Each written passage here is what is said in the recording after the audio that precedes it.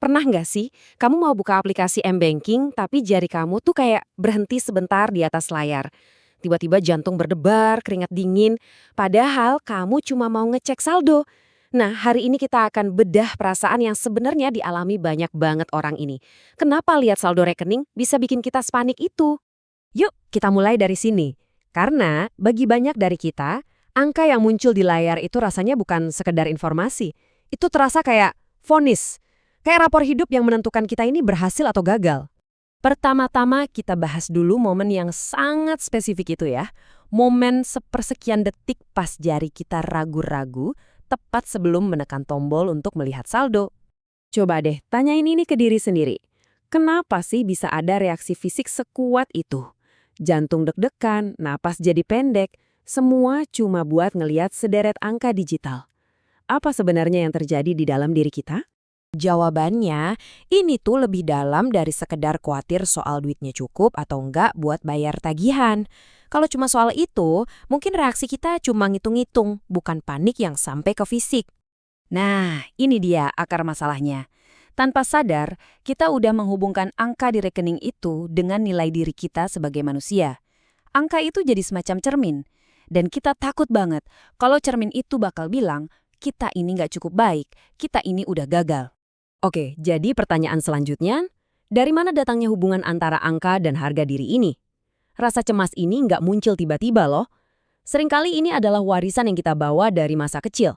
Coba deh, kita mundur sejenak ke masa lalu. Mungkin ada sebuah memori, entah jelas atau samar, kamu masih kecil, di kamar, tapi bisa dengar suara tegang dari ruang keluarga. Dan topiknya seringkali soal uang. Entah itu bayaran sekolah, utang, atau sekedar belanjaan. Dan saat itu, pelajaran yang masuk ke alam bawah sadar kita itu kuat banget. Uang bukan cuma alat tukar. Uang bisa jadi sumber rasa sakit. Uang bisa jadi alasan orang yang kita sayang sedih, dan jadi alasan kedamaian di rumah hilang.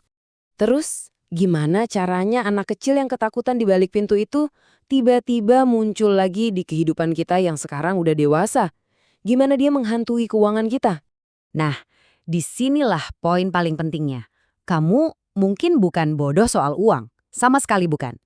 Apa yang kamu rasakan itu adalah sebuah respons trauma yang nyata yang sering disebut kecemasan finansial. Otakmu nggak lihat saldo rendah, tapi lihat bahaya. Perbedaannya tuh jauh banget kan?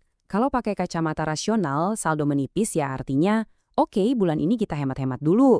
Simpel.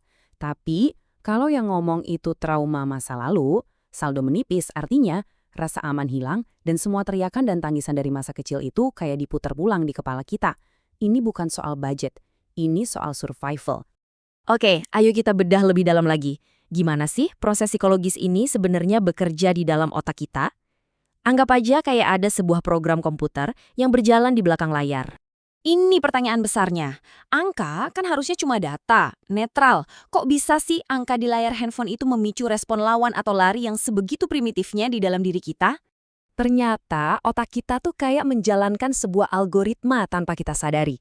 Coba bayangin ya, ambil semua rasa sakit dari trauma masa lalu dikalikan dengan semua kekhawatiran dan ketidakpastian soal masa depan, terus hasilnya dibagi dengan harga diri kita yang mungkin lagi rapuh. Hasil akhirnya, kecemasan yang luar biasa intens.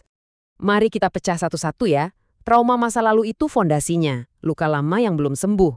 Ketidakpastian masa depan itu ibarat bensin yang bikin api ketakutan makin besar. Dan terakhir, harga diri yang rapuh, ini adalah kacamata yang kita pakai, yang bikin setiap masalah keuangan jadi kelihatan 100 kali lebih besar dan lebih personal. Oke, kalau masalahnya serumit itu, terus gimana solusinya? Jalan keluarnya ternyata dimulai dari satu tindakan keberanian yang kelihatannya sangat sederhana. Ini bukan soal tips finansial ya, tapi langkah untuk menghadapi si trauma. Pertama, akui perasaannya. Pas deg-degan itu muncul, bilang ke diri sendiri, oke, aku lagi merasa takut sekarang. Kedua, pisahkan fakta dari perasaan. Ingatkan diri, angka ini cuma data, bukan vonis. Dan yang ketiga, sadari kalau kamu punya kendali. Kamu bukan lagi anak kecil yang cuma bisa pasrah mendengarkan. Coba deh, mulai sekarang lihat dari sudut pandang yang baru. Setiap kali kamu buka aplikasi bank dan melihat saldomu, itu bukan momen penghakiman. Justru sebaliknya, itu adalah sebuah tindakan perlawanan yang kuat. Kamu sedang bilang ke masa lalumu, kamu nggak punya kuasa lagi di sini. Dan kita tutup dengan pesan yang paling penting dari semua ini. Tolong tanamkan ini di pikiranmu, ulangi terus kalau perlu. Nilaimu sebagai seorang manusia tidak bisa dan tidak akan pernah bisa diukur dengan rupiah. Nah, pertanyaan ini untuk kamu renungkan. Kalau dari tadi kamu ngerasa, wah ini gue banget, coba pikirin, satu langkah super kecil apa yang bisa kamu ambil hari ini untuk mulai menghadapi angka itu dengan kepala lebih tegak. Terima kasih banyak sudah menyimak, tujuannya adalah supaya kita paham logika di balik luka kita, jadi kita bisa mulai proses untuk sembuh. Sampai jumpa di pembahasan berikutnya.